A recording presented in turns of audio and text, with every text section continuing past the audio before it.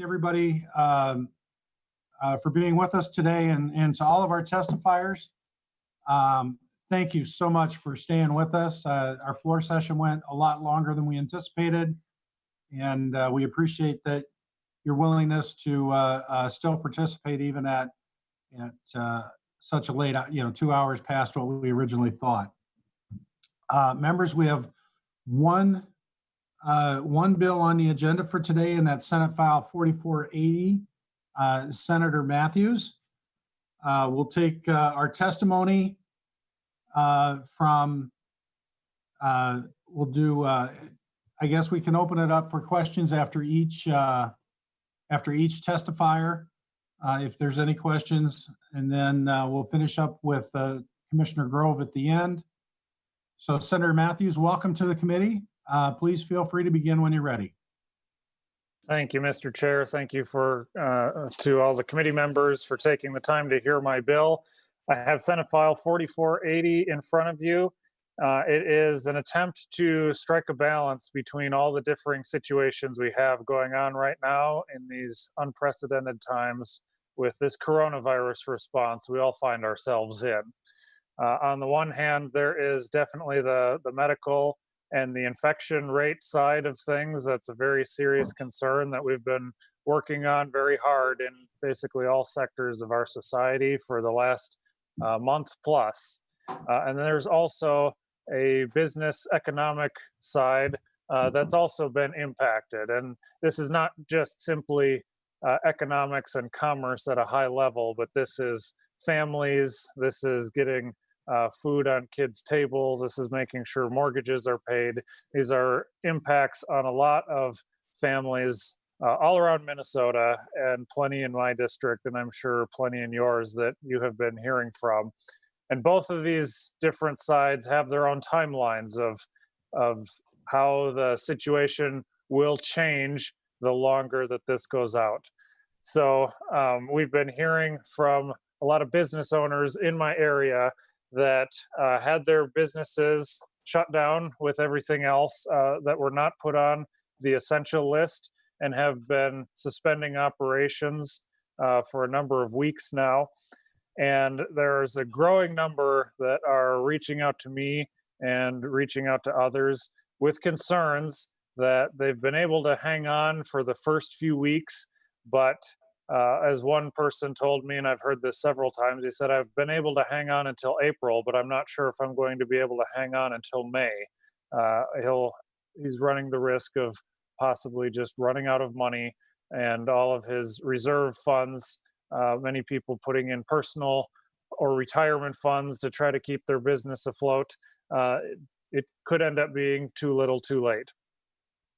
So my bill is an effort to try to balance the state and the government's desire, Governor Walz's desire for oversight, to make sure that there's a smart and safe and careful plan implemented as we start looking at reopening measures and what that will look like for businesses all around the state, and trying to strike that balance with the need on business owners for a timing issue.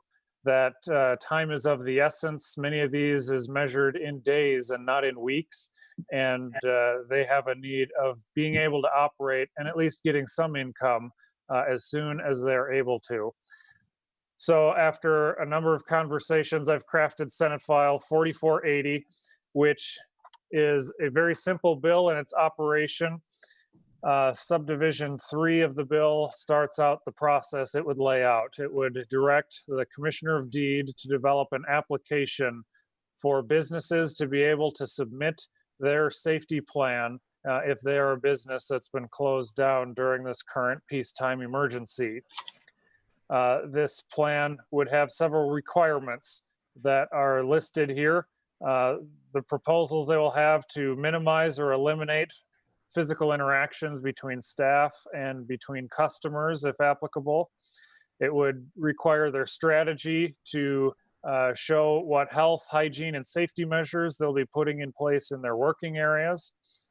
And it will have them explain what level of business activity they'll be able to go back to under those parameters right now, whether it's 100% completely all of their business operations, whether it's just a portion of that, if there are some forms that operate differently than others.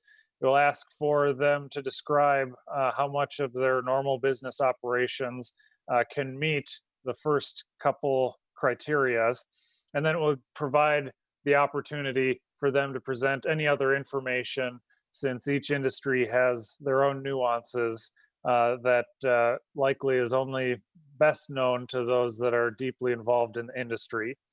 Then we're asking DEED to come back with a response within 3 business days of receiving an application, and ask the agency to either give an approval or denial to the business for their safety plan to propose to resume operations. And it asks the commission that if they do issue a denial, to please provide what points may be utilized that could help get an acceptance of their safety plans if they resubmit, and be able to come back to them with suggestions of how their safety plans should be tweaked or modified. And then if there is an approval, to provide some kind of letter or certificate or something that could be posted on a front door or a front window or on a business website that can show to the public that this business has a safety plan in place, and that it has been approved and they're ready to resume operations. The reason why I have brought this forward is in talking with many business owners around my district. Many of them already have safety plans written down or in their mind of what they would plan to do, how they would run their business under the new normal that will likely continue on for quite a few months into the future. And so many of these business owners that have used the creativity and the work ethic to grow the business or to operate the business that they are running, they have been using that creativity for starting to plan and figure out how they can safely operate during these unprecedented times. And this matches some of in Governor Walz's press conferences when he's been describing these issues, when he started to talk about what he'd like to see for getting Minnesota reopened and getting businesses back operational. Governor Walz has spoken kind of off the cuff, I think, when he's been asked questions of what he wants to see businesses do for their safety plans for getting reopened.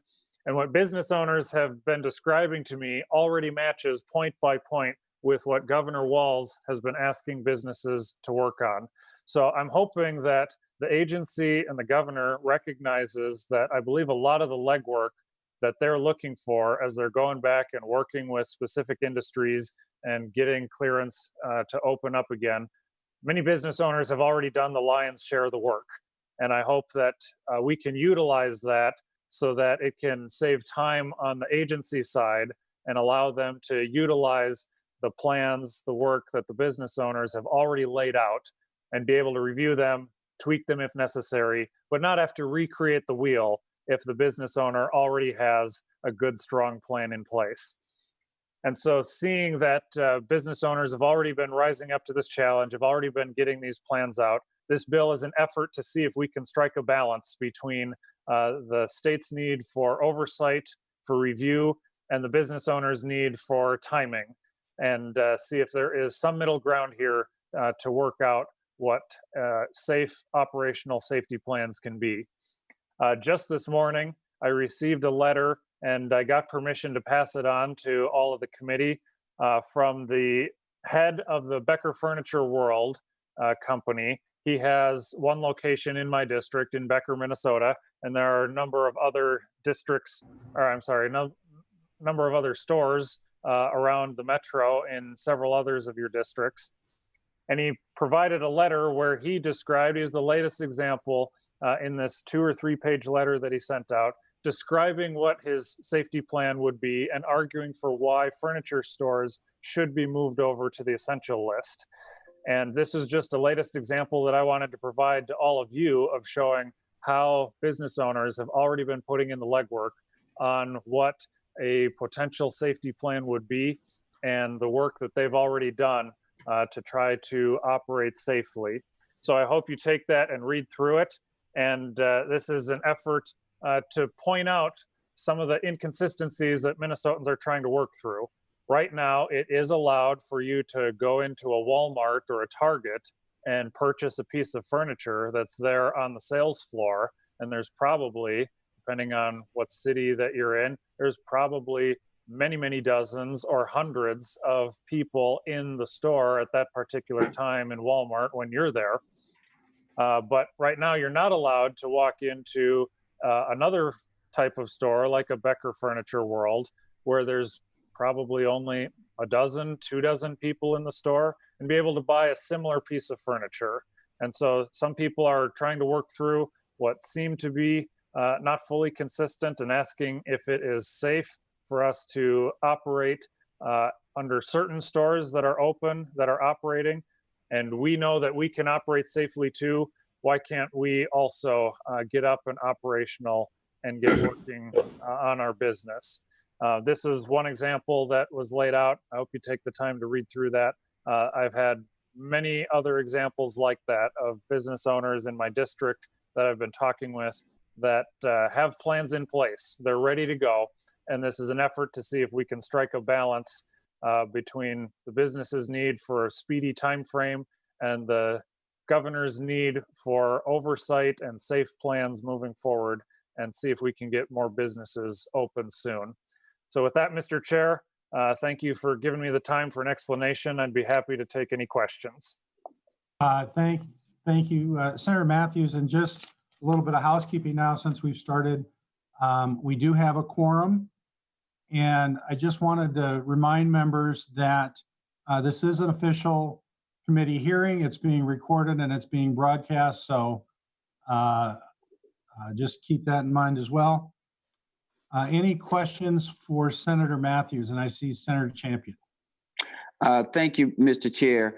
Senator Mathews, I have a couple questions. One is, what is the cost for deed, as you have it outlined in this bill, to take on the added responsibility of doing oversight and approving of plans and responding within 3 days? That appears to be a cost, and not to mention the sheer number of businesses that we are talking about. And in fact, can you tell me what is the number of businesses that we are talking about? Senator Mathews. Thank you, Mr. Chair. Thank you, Senator Champion.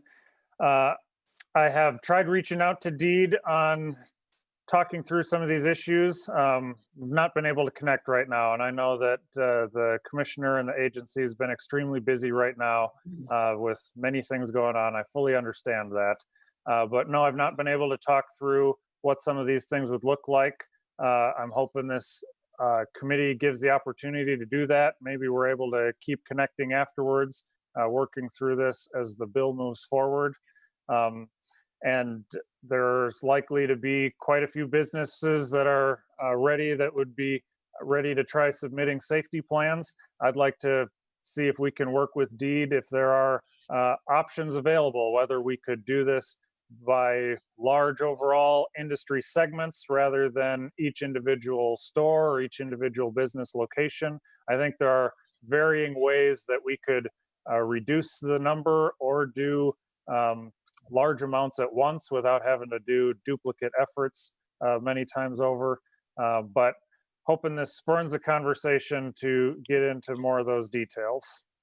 So, Senator Mathews, you said that you reached out to DEED, but did you make a fiscal request to fiscal staff in order to see if there could be a fiscal note pulled together? Because if we were to go forward, and I know we're not voting on this bill today, but wouldn't we want to have that information to get some sort of idea as to what sort of cost that we're talking about? Because if we want DEED, which may not be the right agency by which to do this, probably sounds more like the Department of Labor and Industry.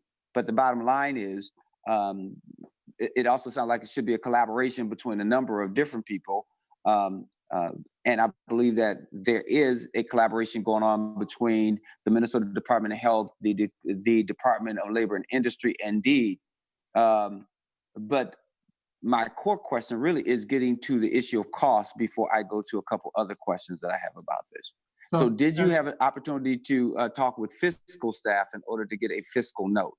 Senator Champion, let me just jump in here real quick, and then if Senator Mathews has anything else, we can. I'd like to get to the testifiers here soon, but one of the reasons we're not voting on this today is the fact that we do want to be able to make that fiscal note request.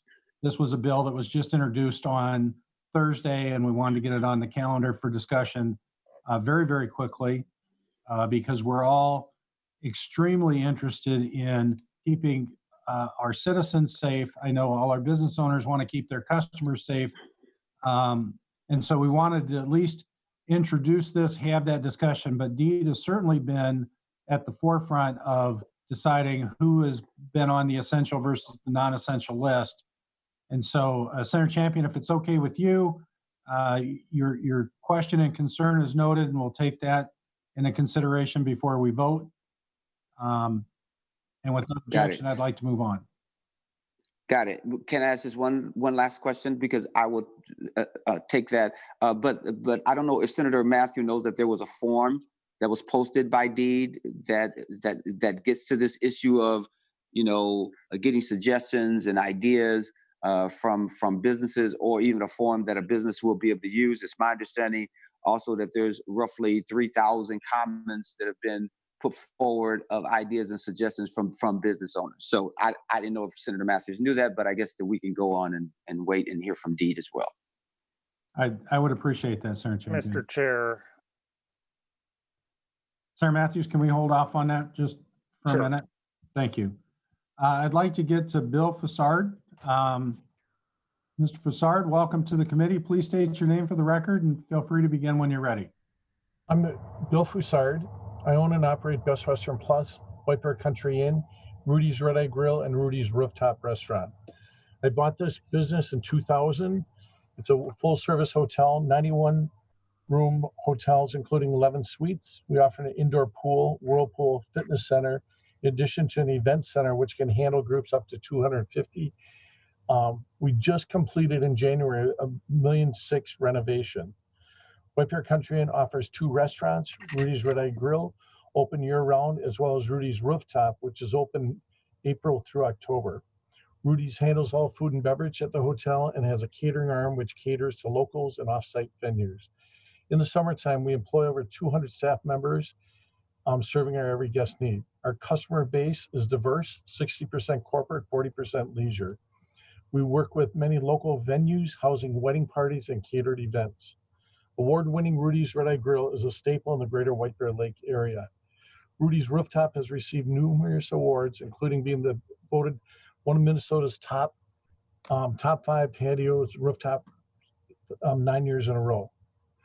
Our food and beverage operation, we're currently just to go pick up room service and delivery. We're running about 10% of what we 10 to 12% what we prior were doing.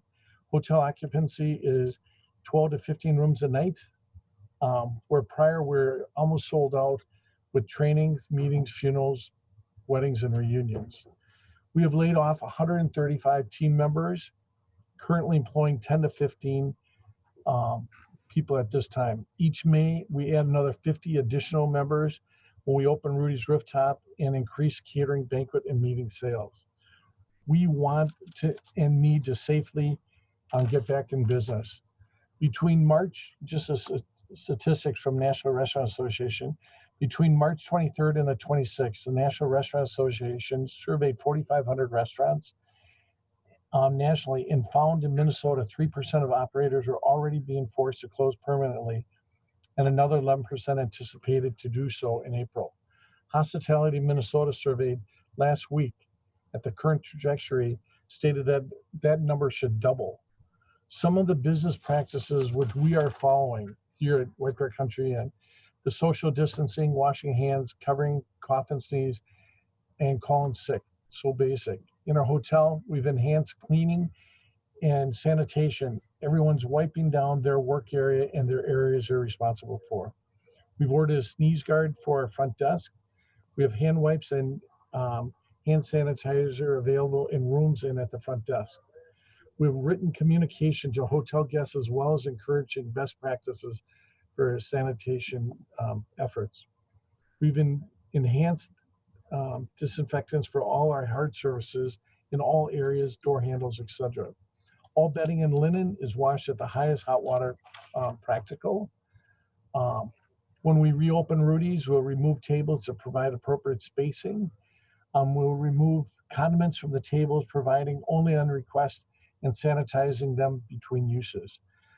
We provide appropriate staff training to keep everybody up for all the changes. And those are just some of the things we're doing right now. We just need to really get up and running safely. And we got so many people calling in, what's going to happen, how long we close for. And it's very challenging. We're not special. We're in the restaurant business and hospitality, and they've really been hit. But we need somehow to safely get back in business. Thank you, Mr. Fassard. Why don't we jump to Lynn Lair, then we'll do Mike Hickey, Bob Riggleman, and then we'll stop for questions. So welcome to the committee, Ms. Lair. Please state your name for the record and feel free to begin when you're ready. Yes, hello, thank you. My name is Lynn Lair. And first of all, I'd like to thank you all for having me today. I own Gigi Boutique located in Prior Lake, and we've been around for approximately 6 years. We just moved into our new location last month, and we were open for 5 days before the shelter-in-place order took place. What we're currently doing right now to maintain our sales in our boutique is we're doing deep discounts online. We are doing local delivery. We're doing curbside pickup. We're doing anything it takes so that we still have some type of income. In doing all that, we're right about at 15% of what we typically do. Our main goal is to reopen, but do it safely and responsibly. So we have some ideas that we just wanted to go through briefly what we're thinking about. And there are 7 boutiques located in downtown Prior Lake on Main Street. And I've spoken to all 7, and we all agree with these terms. What we're trying to create, if you will, a safe shop zone. We would be willing to post signage at the front of everybody's storefront. We do street signs. Another idea would be to limit the number of customers we have in each shop. We're in 2,000 square feet. Some of the shops are 500 square feet, so that depending on square footage, we could work that out. We're all willing to install hand sanitizers, dispensers when you walk into the stores. If anybody is in fitting rooms, we would rotate fitting rooms. We've got 3 of them. We would sanitize them after each use. The whole time we would maintain our social distancing. During checkout, if we had to handle any credit cards, we would sanitize them before returning them to the customer. We'd also be willing to do mandatory mask or some type of face covering. We'd post the guidelines for our safe shop zone on every shop website, on social media, as you enter each shop. We want to make sure we maintain uniformity if the shop's open so that everybody in our community feels safe entering any one of our boutiques. And most importantly, we would post a note that if you are at high risk, please don't come out, stay home and stay safe. But those are just some of the ideas that we're thinking about as our shop owners in Prior Lake. And hopefully we can work something out sooner than later, because there's a lot of people that can't hold on much longer. So thank you. Thank you, Ms. Lair. Next, we have Mr. Hickey and then Mr. Riggleman. Mr. Hickey. Mr. Chairman, am I coming through? You're coming through. Please state your name for the record and feel free to begin when you're ready. Good. I'm trying a double computer hookup here, so glad that's working. Mike Hickey with the National Federation of Independent Business. We're the state's largest or major small business group with about 10,000 members. And want to thank Senator Mathews for bringing this bill forward and for the effort he's put into it. It's definitely a first step. The current situation is completely untenable. I think everybody accepts that and knows that. And it's hard to listen to the testimony here of people who are put a lot of sweat and possibly their life savings into these critical business ventures, and to be shut down due to the extraordinary situation we have today. We strongly urge Governor Walz to reopen more businesses after May 4th, and we hope and expect he'll do that to some degree. Many of us are observed firsthand or have heard of the crowded parking lots at the large retail outlet stores, and right possibly in the same strip mall, there's a small business that's been forced to be closed, or just down the street, several that have been forced to be closed. And the situation really is untenable. These small businesses can operate in a safe way. They can observe social distancing, demand it, require it. We just heard some ideas a minute ago, but that can be done. And I'm really hoping after May 4th, we will reopen many businesses in this state. But also want to thank Senator Mathews because he's providing a path here. It's not the one that he probably even prefers, but I want to thank him for bringing it forward, and thank you for having the hearing today. Thank you, Mr. Hickey. Next, we have Mr. Riggleman, and then we'll take some questions. Welcome to the committee, Mr. Riggleman. Please state your name for the record, and feel free to begin whenever you're ready. My name is Bob Riggleman, President and CEO of Rydell Skates in Red Wing, Minnesota. First of all, I want to thank you for including me in this testimony. I appreciate it very much. Our business is Rydell Skates, Rydell Shoes Incorporated in Red Wing. We've been around for 75 years, family-owned business, 4th generation, family ownership. We're a manufacturer of ice and roller skates. We service the ice market and the roller market. About 70% of our business is roller skating, 30% is ice skating. We've been shut down now. We're going into our 4th week as a non-essential business, and it's becoming very, very, very difficult to continue. We're starting to run out of funds. We have applied and been approved for a SBA loan, which we appreciate, but we're losing customers right and left because we cannot manufacture and deliver the products that they need. We put a plan together locally here with our team of what we think we need to do to get open as an essential business, because not more than 500 yards away from our facility is Red Wing Shoe Company that manufactures footwear as well, and they're an essential business and they're up and operating. Our plan would be that we've already purchased 6 thermometers. We would take everyone's temperature daily as they enter the building to make sure that no one would work with a temperature over 100 degrees. We would provide PPE gear. We've ordered masks.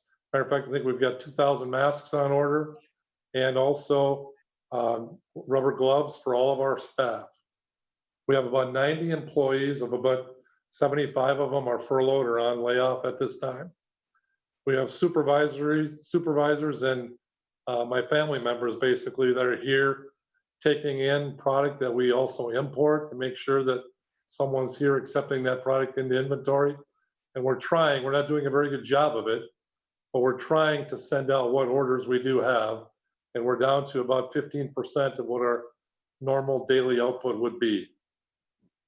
We would continue to talk to our director of manufacturing, and he's putting a plan together for social distancing of all of our employees within the plant so that we keep our 6-foot space.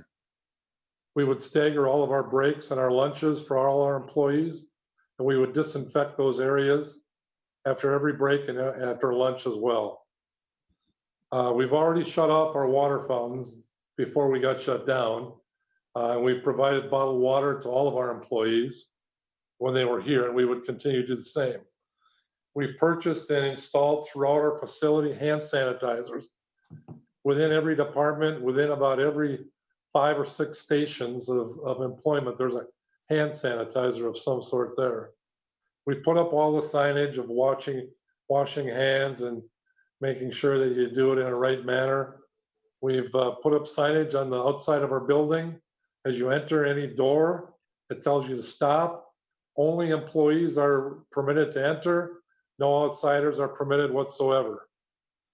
And I've talked to our director of manufacturing, and we realized that if we brought all 90 people back at the same time, that would be a problem. So we're putting a plan together now of how we would bring back our employees in a graduated approach versus an all at once approach to eliminate any clustering of employees. I guess what's disheartening for me, knowing full well that we've been deemed a non-essential employer, we service the fitness, the exercise, health and wellness, and recreation market. And more people, I believe it or not, are buying skates, roller skates online. And some of them have written us letters that are using them for transportation in some of the bigger cities. So with that, once again, I would like to thank you for allowing me to speak and state my case. I hope we can come to a remedy very soon. And I applaud Senator Mathews for bringing this forward. I hope we can get it accomplished. Thank you. Thank you. Why don't we just take a moment here? Are there any questions for any of our testifiers? I think we had Senator Isaacson with a question before, and then Senator Upke. So why don't we start with Senator Isaacson? Thank you. You might hear my kids in the background as we're trying to run the energy out of them so they don't drive us crazy. So I apologize in advance for that. I want to just a couple of things. First, I want to thank the businesses for coming on today and sharing what's happening with you folks. I think it's always good for us to keep that in mind. And I'm trying to be very thoughtful about the businesses in my area and how we can keep them afloat in a tough time. I have a couple of questions for the author. And the first question is if you'll yield to a question, I guess. We're being formal. Oh, unmute. Yep. There we Yes, go. I will yield. You're good. Thank you. You kind of indicated this is the beginning of a conversation in your mind, which I think is a great way to approach it because we need to have the conversation. I'm just wondering, do we have any coordination in the other body with this information yet? Are they looking at hearings at all, or? Mr. Chair and Senator Isaacson, I've reached out to some House members.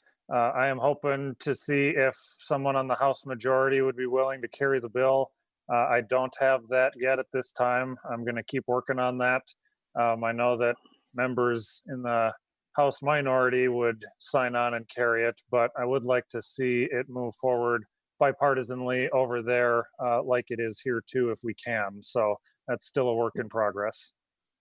And then there's a couple of things mechanically in the bill that I'm struggling with that I would find to be well-intended, but probably not realistic. The 3-day turnaround is probably not something without a substantial increase in staff for Deed to be working with to get that done. That's a concern I have. And I don't know why you chose 3 days. If it was just like, let's get the ball rolling, this is what we're thinking, or if there was a specific reason for that. So if you have some thoughts on that, I'd love to hear that. Yes, thank you, Mr. Chair and Senator Isaacson. You're right. I expected the time frame to be something that's going to be at the forefront for discussion here. The 3 days was basically to get the ball rolling, to show that for many businesses, some are getting to a time is of the essence situation. So I am hoping that we can work to what a solution may be. Maybe 3 days isn't the right answer. Maybe it's something else. But it was in the hope that it can start the conversation, recognizing how time critical this is for some people. Sure. And then I realize that I totally understand that you probably reached out to Deed, and it's tough to get through when they've got so much going on at the amount of unemployment stuff they have, and all the things they have going on. But did you have any luck, or did you try to get a hold of MDH or the governor's office in terms of coordinating the legislation with them at all? Mr. Chair and Senator Isaacson, I've not reached out to MDH on it. And maybe you could help explain a link of MDH. Maybe you're pointing towards the social distancing guidelines with each specific business. I expect many business owners already aware of that, but maybe elaborate that point a little bit more. I think the governor was pretty clear when he said that, to open things up, we need to be able testing available to make sure we're knowing where people are and where this virus is and where the hotspots are. In order for that to happen, MDH should have to be involved in some level, I would imagine. At least that's my instinct. on how we get that testing coordinated in that way. And so that's something that I think maybe down the road we have to think about if we want to get the testing where it is, to then be able to feel comfortable with opening things back up, which seems to be at the top of the governor's priorities about that. And then I just have two comments I want to make. One is that I am a little concerned that when we have a shortage of the PPE and for our emergency professionals, hospitals and those kind of things, that I'm not sure how the businesses, not that I would fault them for doing it at any level, but how the businesses are getting their hands on that when we can't seem to get it to our hospitals in time. And so that'd be something I'd be concerned about, making sure that the people that are taking care of those who have COVID definitely have what they need first, and then start working your way out from there. But I don't fault the businesses for trying to get hold of it. And if you did, God bless you. I get it. The second thing is that I'm just going to be really frank. What trips my trigger about bills like this, and why I do appreciate the way you presented it so far, is that I keep hearing language about what the governor has done to business. And I want to be very clear, COVID-19 did this to business. And as long as we keep that vein and understanding in mind, then I really think you're making a bipartisan effort. When I feel like this goes in another direction and we start talking about what the governor has done, when we have the lowest rate per million and very low death rate, I think what the governor's done has been fantastic. And so I want to make sure that as we continue to work with business and make this happen, that it is truly bipartisan and we don't see this going after as a partisan wedge issue, which is where I'm concerned this falls into, despite the best of our intentions. So I'd like to see those answers down the road as we look at this bill again, and hear from some more businesses too. I think that's great that they're willing to show up today, and I appreciate your time. Thank you. Okay, next we have Senator Uckey, followed by Senator Goggin. Senator Uckey. Thank you, Mr. Chair. And I guess thank you, Senator Mathews, for the bill to get the discussion started. I see we're working with. I appreciate the conversations, but I've got a little different view on this. I don't think our businesses should have to even apply for get approved in the tie up 3 days and such. We have CDC standards. Deeds should be available if they've got questions. They're just the resource for our businesses if they need to get help with doing something. I put enough. Our businesses can do a good enough job. They know what they need to do and they know where the resources are. They just need to get open. And the comment about government has shut down our businesses here in Minnesota, like they have in a lot of other states, but we do have neighboring states that are not that way. And they shouldn't be all done with a single brush stroke. I'm in an area where we've got a lot of businesses that could be open and function extremely well. And then they go down into a neighboring community, or you come down here in the metro and you see all the big box stores that are open and in some cases doing a booming business. And my mom and pop stores are struggling they're wondering if they'll even be able to go back to their job, because a lot of them won't. They'll end up closing because 4 and 5 weeks into this has already taken a huge toll, and another week or two and it might push them over the edge. So we need to make this as user friendly for the businesses as possible. I'm glad we're talking about it, and however we can fast track these to get those doors open and lights on. It's not only for our regular businesses. Again, where I come from, our resorts and everything, with the fishing opener right around the corner and the resorting season, they need to be busy working right now. And so time is of the essence. And I guess I just thank everybody for participating, and hopefully we see progress real soon. Thank you, Senator Uckey. We have Senator Goggin, Champion, and Housley, and I would just ask that if we've got a question, if you've got a question for our first 4 testifiers, then let's take it on, and otherwise maybe we can hold it till the end. Senator Goggin? Well, I'll hold my question to the end, but I just do want to take a moment to thank our testifiers for being available today on such a short notice, and for all the information they've given us about their particular situations and that. And Mr. Riddleman, thank you so much for all Rydell Shoes has done for our community over the last 75 years. And with that, Senator Pratt, I will hold off until the end when we can ask questions of Senator Mathews again. All right, you'll be the first at the last. Senator Champion, did you have a question for our testifiers? Senator Champion? Thank you. My phone was.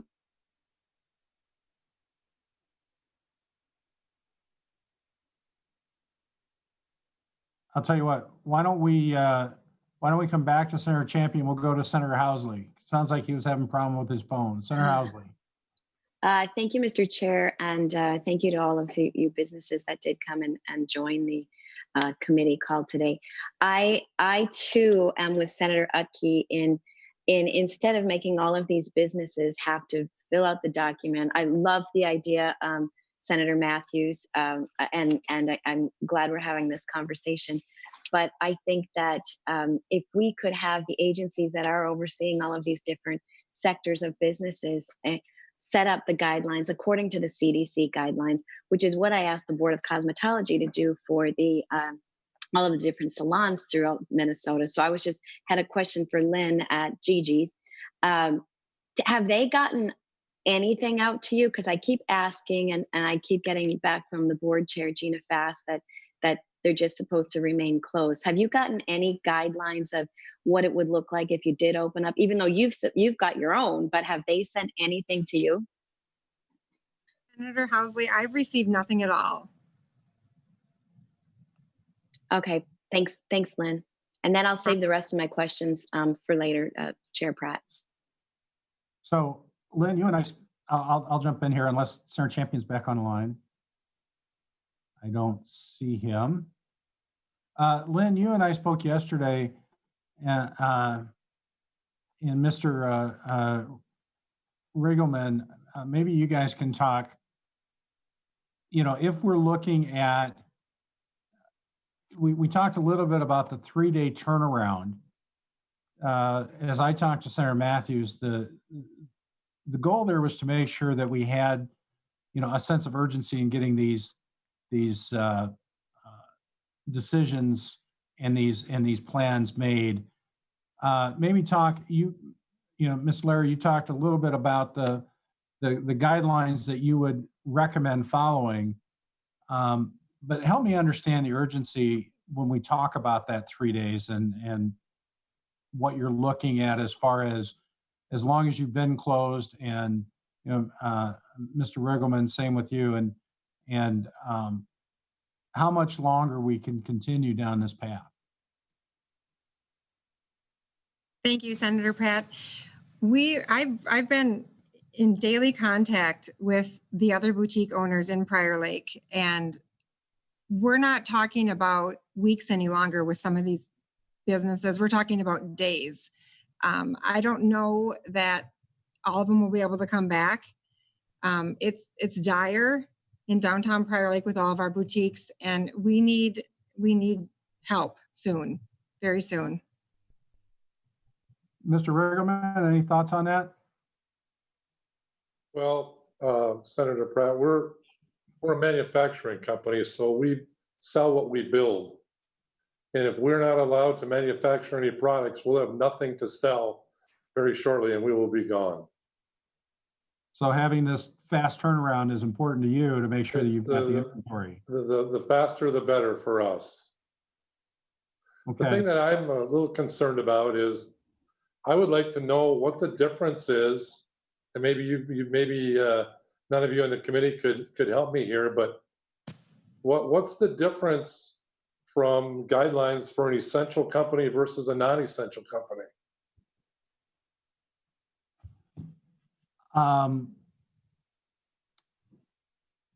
Boy, I'll tell you, Mr. Riggleman, I can't answer that.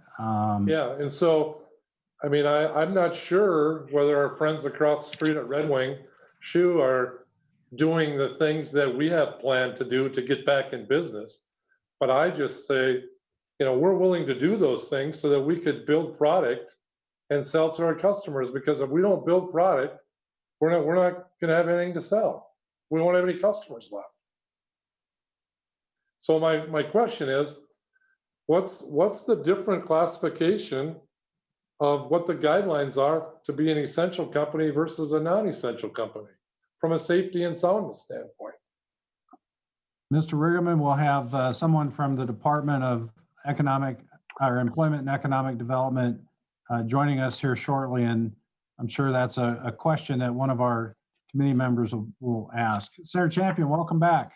Thank you so much for having me back. Mr. Rydell, I do have a question for you, and my question actually was for you. Are you a customer-facing business or not?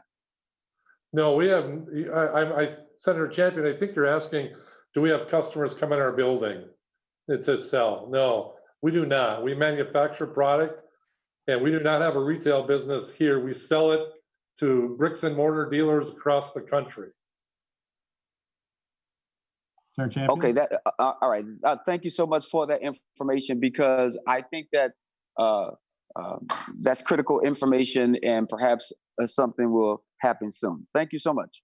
Thank you. Next, we have Ms. Schotthorst from the Chamber of Commerce. Welcome to the committee, Ms. Schotthorst. Please state your name for the record. Feel free to begin when you're ready. Thank you, Mr. Chair and members of the committee. My name is Lauren Schotthorst, and I serve as the Director of Workplace Management and Workforce Development Policy for the Minnesota Chamber of Commerce. On behalf of the 6,300 businesses and more than 500,000 employees statewide we represent, thank you for holding today's hearing about efforts to reopen our economy in Minnesota. Throughout the challenges presented by this public health emergency, the Minnesota Chamber's goal has been to strike a balance between safeguarding health and protecting Minnesota's economy. We're ready to work with the legislature and Walz administration to quickly move towards allowing more Minnesotans to return to work. Business operations can and should return to a sustainable level without jeopardizing work or customer safety. Businesses that have been deemed essential have developed detailed strategies to protect their workforce from the spread of COVID-19 while ensuring continuity of operations. This already has proven effective. Examples of these practices from our members include spacing out workstations and limiting gatherings in common areas and work vehicles, staggering shifts and limiting in-person interactions with coworkers and customers or clients, instituting additional deep cleaning measures for equipment, surfaces, and workspaces, providing hand sanitizer or gloves, masks, and other personal protective equipment, and establishing plans and protocols for use of temperature and other wellness checks as a few examples. Businesses that have been closed in the furtherance of social distancing goals have used this pause in operation to develop their own plans and procedures in expectation of safely and responsibly reopening their doors and restarting their operations in line with the requirements of this new normal. We heard from some companies today, so thank you again for taking some time out of your crazy world right now to share some real-world examples. Employers and employees want to get back to work and provide safe and healthy workplaces for themselves, their employees, and their customers. They want to do so in a responsible way that doesn't jeopardize the gains they've made through stay-at-home requirements and social distancing efforts. While we appreciate the bill's intent, which is to bring more businesses back online, we do have concerns with the process outlined in the bill. First, we do not support a process that requires businesses to apply to be open. Practically speaking, there are hundreds of thousands of businesses in the state. For those who are not currently deemed essential, we don't believe it should be even harder for them to open their doors. They can benefit from implementing the best practices, fine-tuned to their own operations, that essential industries are already practicing. Second, I expect we'll hear from Deed today, but we heard this morning on a business call with them. They've indicated they would not be able to process the applications, which could further delay these businesses in opening their doors. As the Chamber has already shared in testimony before the COVID working group the Senate had earlier this year, and in letters to the administration, the burdensome process of managing HR systems and state and federal loan applications, private bank loan applications, new federal pay leave mandates, UI programs and employee utilization of the enhanced system, and various executive actions have stretched small to mid-size to capacity. They cannot handle an increase in paperwork obligation and navigate a new application process run by a state agency in order to do what they are already prepared to do, and something that critical industry has already demonstrated can be done. operate their businesses safely for themselves, their employees, and their customers. We believe actually the most important action the legislature could take today is to delay the May 15th property tax payment to keep cash flow available for payroll and operations while we come up with a statewide plan to reopen the economy. We also support investment in additional testing capabilities to keep workforces healthy and safe. Thank you for the opportunity to share our views with you today. Thank you, Ms. Schotthorst. Any questions for Ms. Schotthorst while we wait for the department to join? Yes, I have a question. Senator Champion. To the testifier, it's my understanding, and you can correct me if I'm wrong, that the chamber has been working with DEED and other state agencies in order to come up with plans and giving your ideas as pertains to how do we safely reopen businesses. Is that correct or not? And or if it's true, can you shed a little light on it, please? Mr. Chair, Senator Champion, that is correct. It's been a key focus of our organization since the plan started to come into place to shut down Minnesota, how to prepare for that. We knew that there would be critical industries still open, and our members were very quick to activate their own plans and procedures in order to follow CDC guidelines. There are lots of state and local regulations and federal regulations that many industries have to comply with already that fall in line with a lot of these guidelines as well. And part of our daily communication with our membership is bringing together these types of resources for our businesses to come up with their plans. So we've worked with a number of our own companies and organizations, as well as I know that my boss and the Commissioner of DEED speak on a very regular basis about what these types of best practices would look like, and they're disseminated to our membership. Thank you for that. Because that was my understanding that DEED has been working not only with your organization, but other business leaders, as well as the Department of Labor and Industry, in order to make sure that they are doing, or that the governor is doing everything that he can and the administration can in order to get these businesses reopened and really do it in a way that keeps our focus on what the business need as well as what the public needs when we think in terms of being safe. Thank you so much. Thank you. Any other questions for Ms. Schotthorst? So, I guess while we're waiting for the department, I'll ask this question. And you mentioned the ideas coming in. We've got, folks like Mr. Riggleman and Ms. Lair and many of Mr. Hickey's clients that have submitted those ideas, have not heard back. Back on April 3rd, we had a Senate meeting on where the nursery and landscaping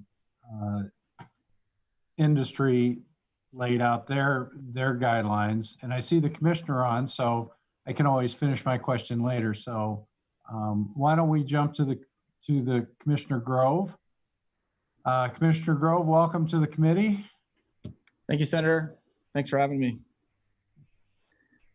Yeah, thank you for joining. Please feel free to begin when you're ready.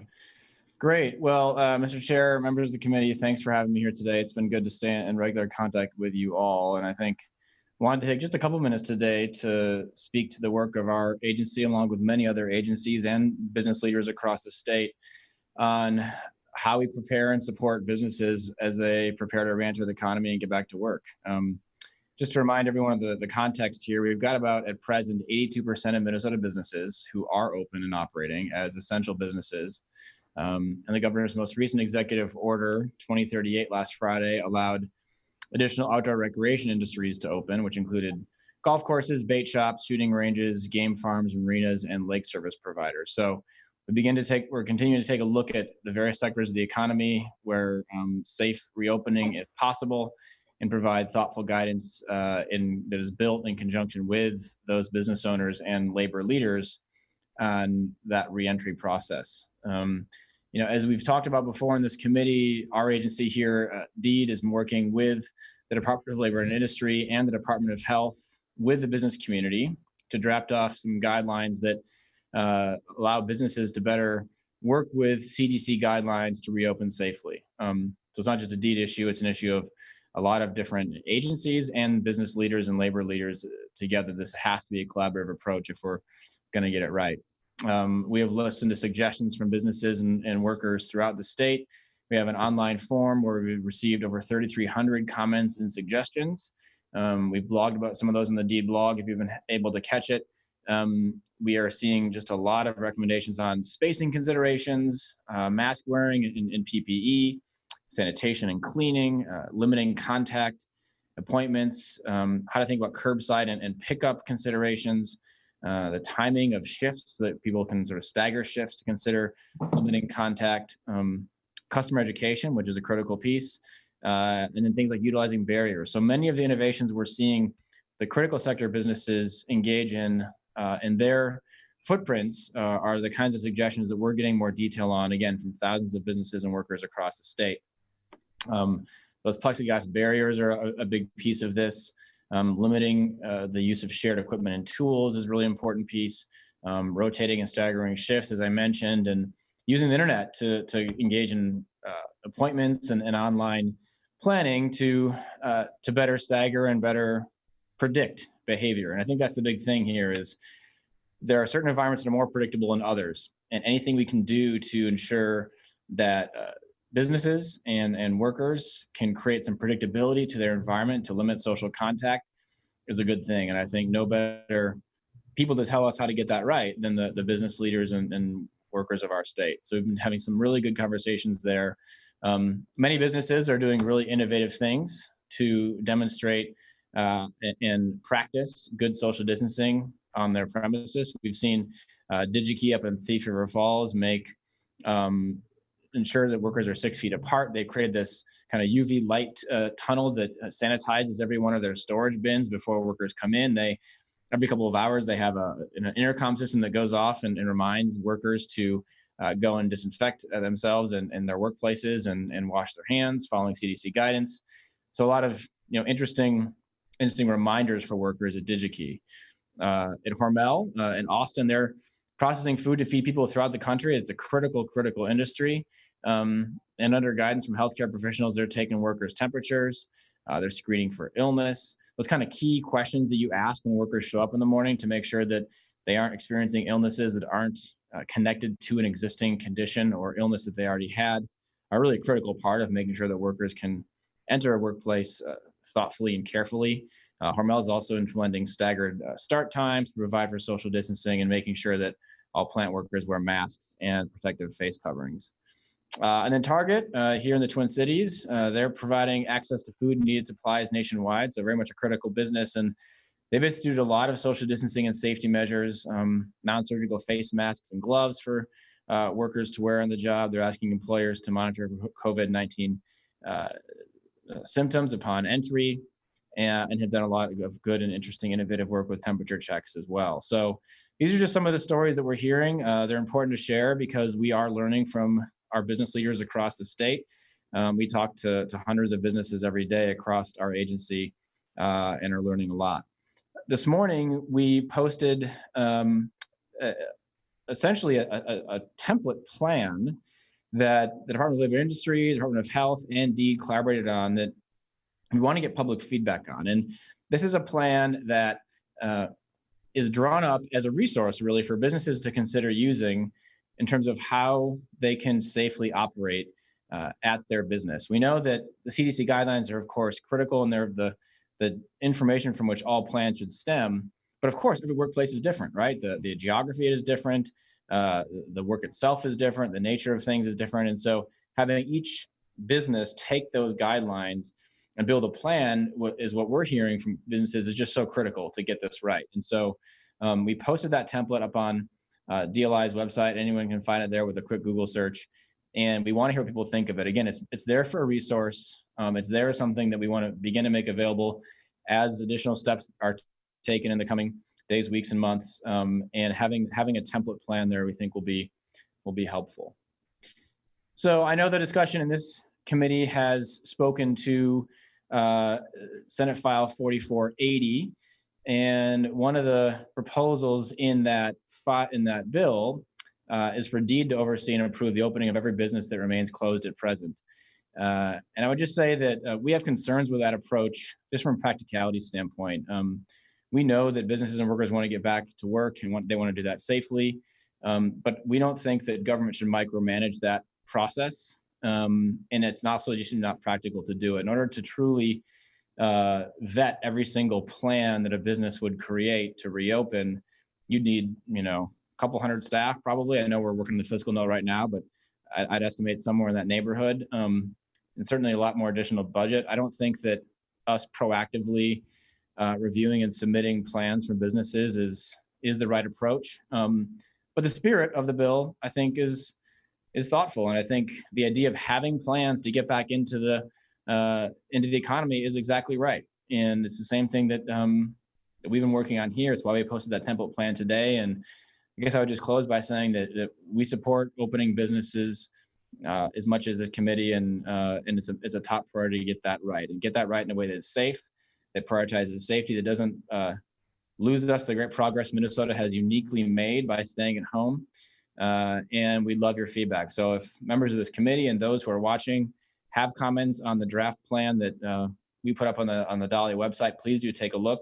We're looking at those comments very carefully, and DEED, alongside a lot of other federal experts, the CDC, and other agencies, is really just committed to making sure that as we discuss how to get Minnesotans safely returning to work, that we're doing that in a way that makes workers safe, businesses safe, and limits the economic harm that comes from these extraordinary measures we had to take to fight COVID. So with that, I have a limited amount of time for questions and would love to hear what's on people's minds. Again, Mr. Chair, thanks for having me.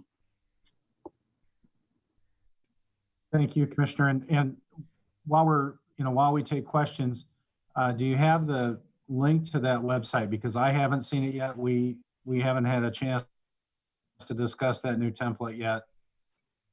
So it's the template is that if you go to Department of Labor and Industry's website and you go to their COVID page, it's right there at the top. I don't know the exact URL. There's a blog on the DEED blog explaining a little bit about this process that you can access as well. That's also on our homepage. Okay, thank you. We have Senator Draheim.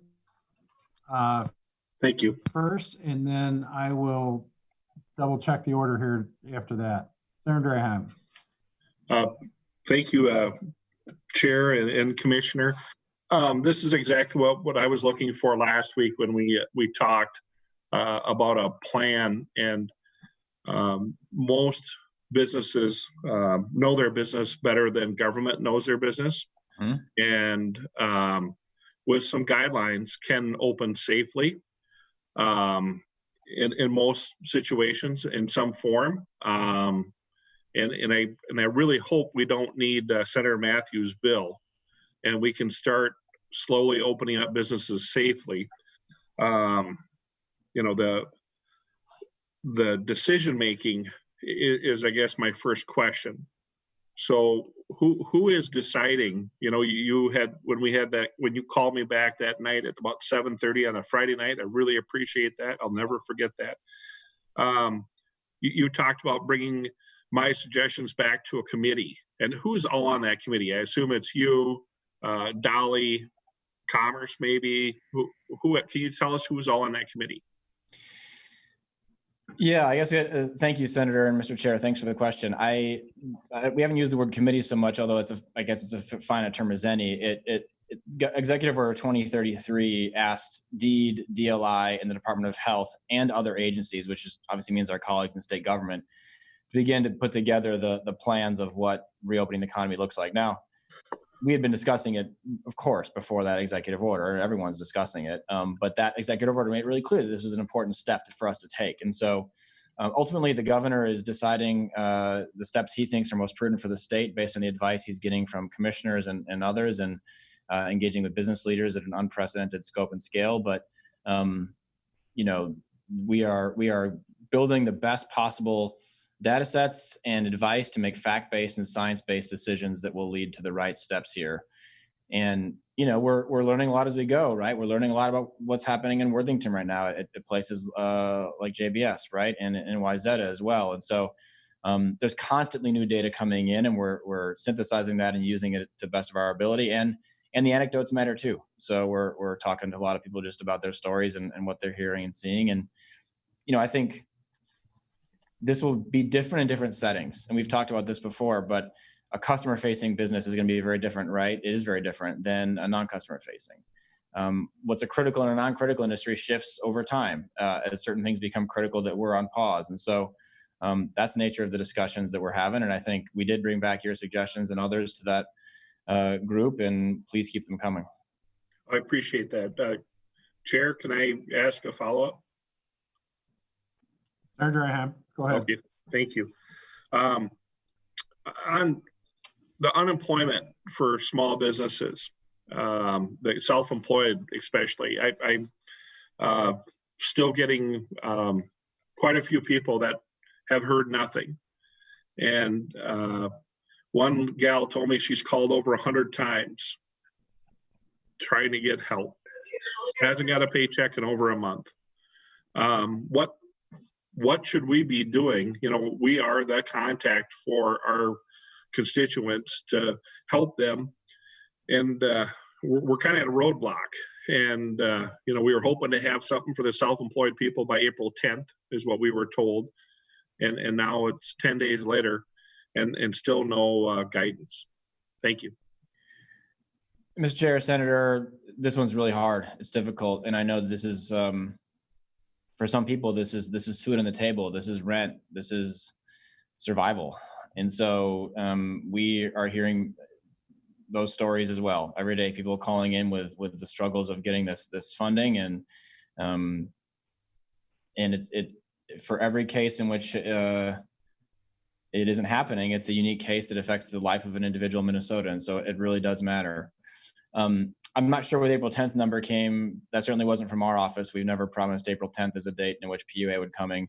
To our knowledge, there's not a single state in the country that has issued a check to the self-employed based on the CARES Act, and the complexity of it is immense. And this is not meant to explain away the challenge, but just to be honest about where we're at with it, which is that it's extremely open to fraud if there are not the same levels of checks that were there in the past to ensure that we know how much money you've made in the past, that you're actually Minnesotan, that you are self-employed.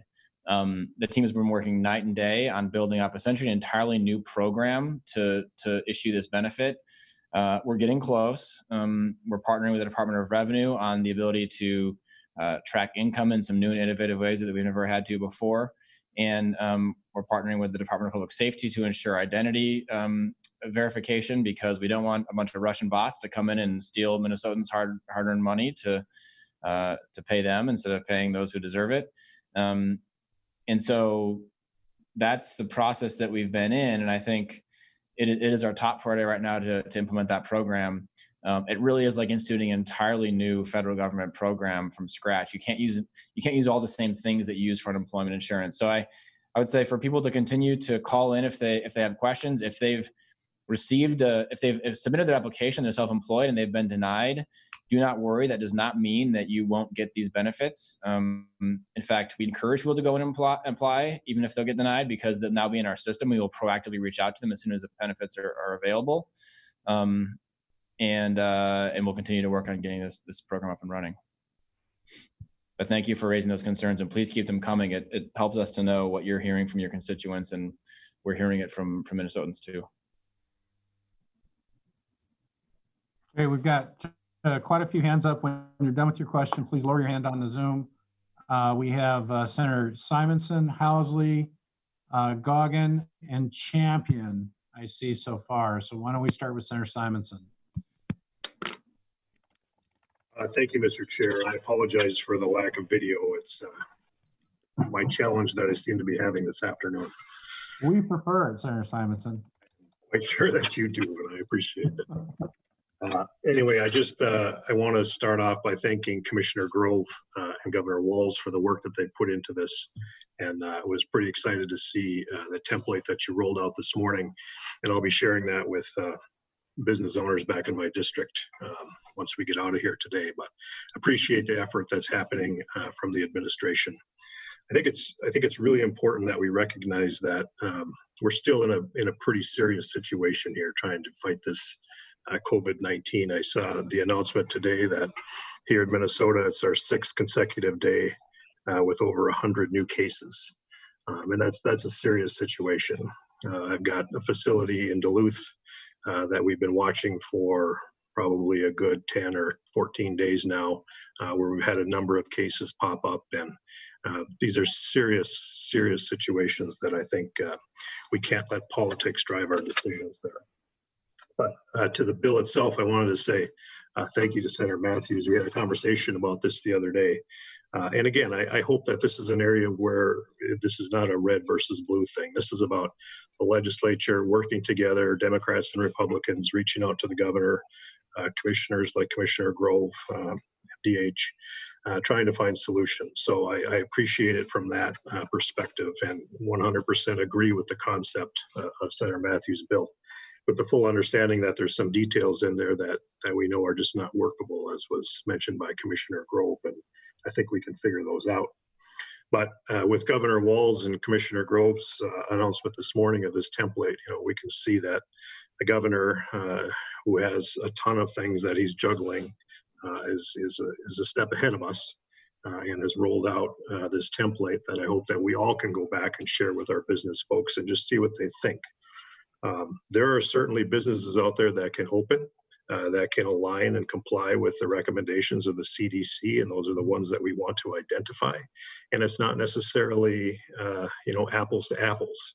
A business in Virginia, Minnesota might be able to comply where the very same business in some other part of the state may not be able to. It's going to be a lot of case-by-case things. And that's, I think, where you're getting at, Commissioner, with this idea of the template. Yeah. But I just want to recognize that the governor, has all the facts at his disposal and has an incredible team and a lot of information coming in, and he continues to make decisions based on science and strategy, and hopefully we can recognize that as nonpartisan.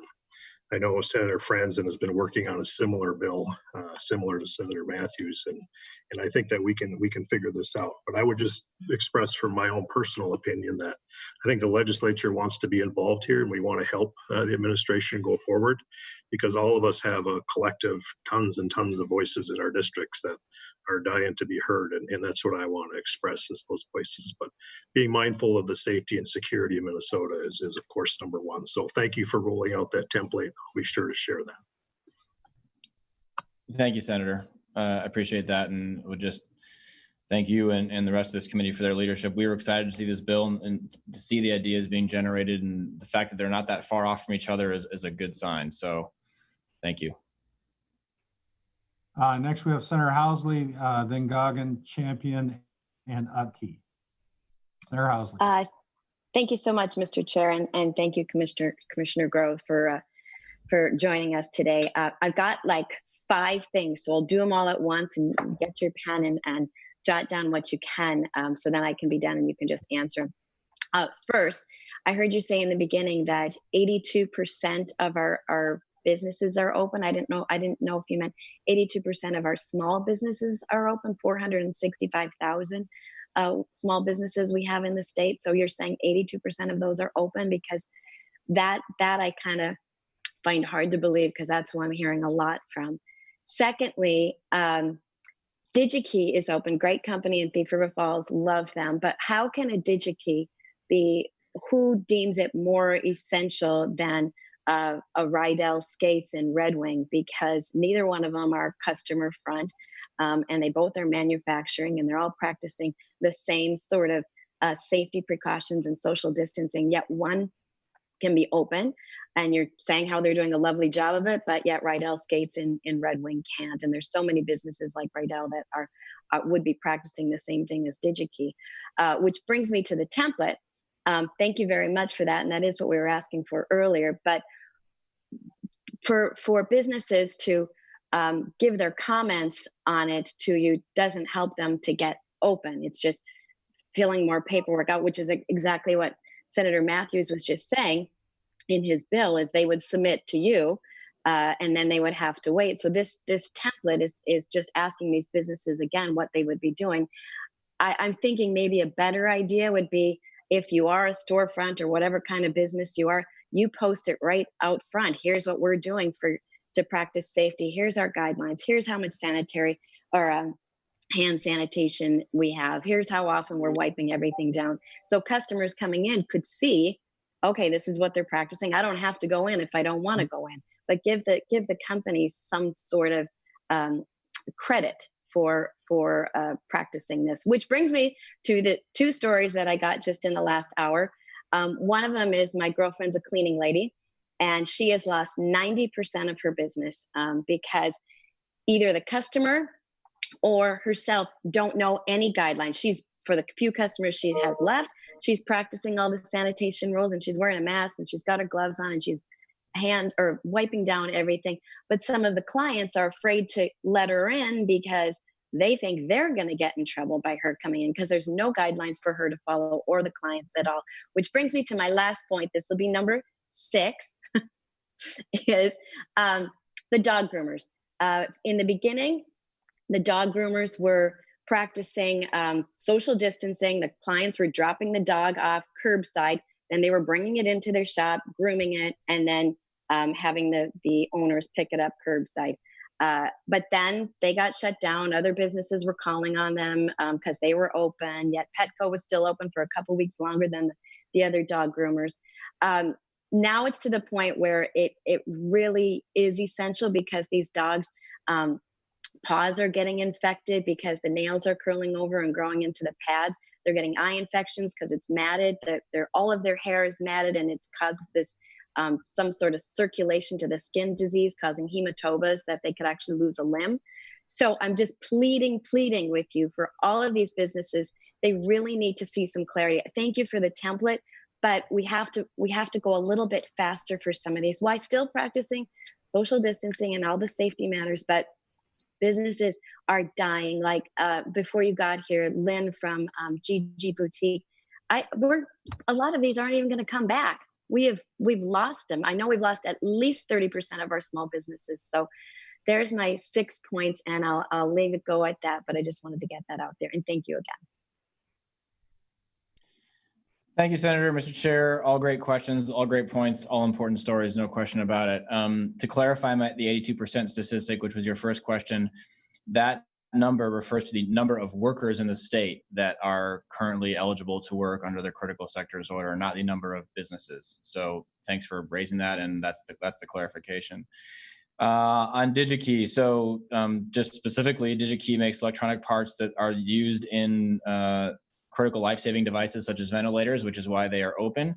I did get letters today from your colleague in the House, Representative Haley, regarding Rydell shoes. And I think these are the kinds of questions that I think are very valuable and very fair. And I think one of the things that is inherent in the logic of the point that you made is that in a manufacturing setting, there's a more controllable environment, right? In the same way that DigiKey can control their environment in the ways that I described earlier, you could imagine Rydell shoes doing the same. And so these are the kinds of discussions that we need to be having as we move towards the next iterations of these orders to ensure that we get things right. So I appreciate you raising Rydell shoes. On the template, the process you describe is exactly how we would imagine such a template being used, which is not paperwork. It's a plan written in plain speak language that would be posted and should be posted. And the whole point would be to have it posted and share with employees so that both employers and employees are on the same page about how workplace safety is going to happen at that business, right? So exactly the same page with you on that one. And then on businesses, you mentioned dry cleaners, dog groomers, we talked about dock workers, we talked about landscapers, we talked about golfers. There are all kinds of sectors. And I think the important thing to get right here is making sure that we're prioritizing safety in every single one of these decisions, and that we're as fair as we can, that we're recognizing that some things are critical and some things are not. And I think both of the points you brought up are very, very well taken and very important and being considered. So please keep those examples coming. Please keep examples of businesses where you think a different approach could happen. And we're hearing from the businesses directly as too, but to hear them from you makes even bigger difference. And so we appreciate that. So thank you, Senator. Well, thank you. And Commissioner, I know you have to take off here, but let me just kind of recap some of the conversation even before you came on, and that is a concern and a frustration that there's some inconsistency with how the rules have been applied, I think, which Senator Housley just touched on. Mr. Riggleman of Rydell Skates can look out his window and he can see Red Wing shoes operating, and he can operate just as safely as they can and he's not allowed to open. Miss Lair at GG Boutique sells many of the same things that Target does. She can implement the same safety protocols that Target can, and yet she's not allowed to open. And it goes back to the letter that I sent you on April 6th and the discussion that we've been having, that it's hard to say that golf is essential, maybe necessarily, but it can be done safely. And we need to change the paradigm of this from this essential versus non-essential, where I'm afraid we are micromanaging this. Maybe not intentionally, Commissioner. I think you and the governor have really tried hard to make sure that people are staying safe, but you know, we have businesses like these two or three, if we count Mr. Fassard in the hotel, that you know are looking at days, not weeks, to get back online in order to save their investment, in order to save their livelihood. The best quote I saw was, the only non-essential business is the one that you didn't pour your heart and soul into. And I know you know that. We've had lots of conversations on this. I appreciate your partnership, but what you feel in this bill is a sense of urgency that we need to move more quickly.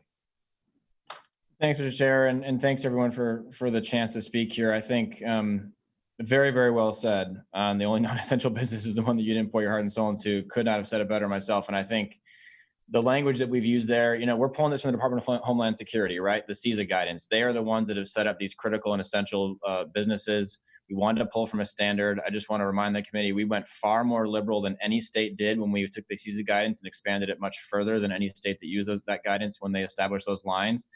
And we all understand there are some subjective decisions that get made in that process that are far from perfect. And the frustration you're hearing from Rydell Skates and others is very real. It's very valid. And it's exactly the kind of conversation we're going to have. And I think, Senator, you outlined it perfectly. The conversation has to progress to a safety conversation. And so I appreciate that framing. I think it's exactly the conversations we've been having with business leaders, and I know you've been having and urging us to have. And that's exactly why Senator Mathews' bill is in the neighborhood of the right kinds of thinking here as it relates to having a plan and ensuring that plan is visible and useful and written in a way that helps employers and businesses get back at it in the right way. And of course, you know, underlying all that is just being extremely careful with the lives of Minnesotans and making fact-based and science-based decisions about reentry that really prioritize health first and recognize there are real economic impacts to every one of these decisions. So again, thank you for all your hard work. Thanks for having me. Thanks for the stories. Please keep them coming. And senators, please call me anytime you'd like to talk or have issues that you need to navigate. I'm here and want to continue to collaborate with you. So thank you. Okay. We have some additional questions. So, you know, Commissioner, if you can stay. I was told that you have to leave. So I do. I'm running late for another meeting, but maybe we could do the additional questions in a different format or at a different hearing. Right. Okay. Thank you. Thank you. Let's see. Next we have, you know, I'm going to skip over Senator Uckey. We haven't heard from Senator Cohn yet. Senator Cohn? Actually, I had a couple questions for the commissioner. So go ahead with Senator Uckey. Sorry. Let's go back. I've kind of lost my, we've got Senator Goggin, Draheim, and Senator Champion again, I believe. So why don't we go to Senator Goggin? Okay, well, thank you. I was going to ask a question of the commissioner about the template, but now that he's not here, I'm not going to. One thing we have to keep in mind is mental health is as much a part of this as anything. You know, people at the time of year, they want to get out on the river. They want to go out turkey hunting that just opened up. They want to get to their campgrounds. And it seems, as we said just a few minutes ago, we need to be transitioning to more of how can we open up our businesses safely. And what have we learned so far, and how can we implement those best practices in that? And along with that, you know, collecting lessons learned and documenting what's worked, what hasn't worked, and you know, so we can all share that with each other and with our communities and make it the safest, healthiest place we can. You know, and a couple of other areas that I have is I have a small shop in Kenyon that they make signs in that for MnDOT. they're just a couple people, but yet they can't be open because they're not deemed essential. Again, I think we need to be looking at the particular workplace and making decisions based on that, because we've learned so much. Dentists, for another, we have patients. Dentists have patients that are need ongoing, continuous care, and they're not able to get that. And so, we need to be cognizant of that as well. And for example, in Red Wing, we have a care clinic that helps those that doesn't help those less fortunate. And so now that's stopped, and those folks that really need health care, especially when it comes to dental, they're not getting any care. And I just want us all to keep that in mind as we work through this and gain more knowledge and expertise in this. There's a lot more to it than just the physical part of it, because people are getting to the point where they want to be outdoors. They want to be out and trying to get as much of a normal lifestyle as they can. There's a lot of people out biking, and there's people that want to use rollerblades to get exercise and for getting around the communities that they live in. So, I agree with Mr. Riggleman that, his manufacturing isn't any different than what they have over at Rydell versus what they have at DigiKey. So we need to be looking at the type of setup that the manufacturing is in or the business is in, and looking at more that way than we do. This is critical. This is non-critical. This is essential. This is non-essential. And I think that will really help us going forward. And with the template, I think if the businesses such as Rydell Skates has worked with their management and their employees, and they all come to agreement that they can implement this safety plan effectively and make it work, then why wouldn't we allow them to open up in situations like that? So again, I know we're running long. Thank you very much. I appreciate the time. Thank you. And, for those that had questions for the commissioner, we'll be taking this bill up again. So there'll be another chance to ask questions for the commissioner, and I'm sure Senator Mathews will be working with him as well. We have Senator Champion, then Senator Utke. Senator Champion? Nothing for me. I lowered my hand. Thank you. Oh, thank you. Senator Utke, are you still on the board? Actually, I took my hand down also because my question was, I needed an answer, or was going to go for some additional clarification with the commissioner. So I'll do a follow-up with him later. Thank you. Members, if, maybe what we can do is if there are some additional questions for the commissioner, you can email them to me and Mr. Eilers. We'll consolidate those and get them out and then back to the entire committee with answers until we take this bill up. Before we close with Senator Mathews, I just, again, to our testifiers, I want to thank you guys for being here, for sticking with us so long in a much longer day than we expected to happen. Just offer, any of our testifiers the chance to any closing comments before we go to Senator Mathews. And if you don't, that's fine too. I don't. Yes, this is Mr. Riggleman. Yeah. It was all very helpful listening and trying to understand. The biggest question I have is, there's no doubt in my mind that our company can do everything that needs to be done from a safety and soundness standpoint to meet CDC guidelines or the template that DEED has put on, or the Department of Labor and Industry have put up. My overall question is, who's going to decide we can open?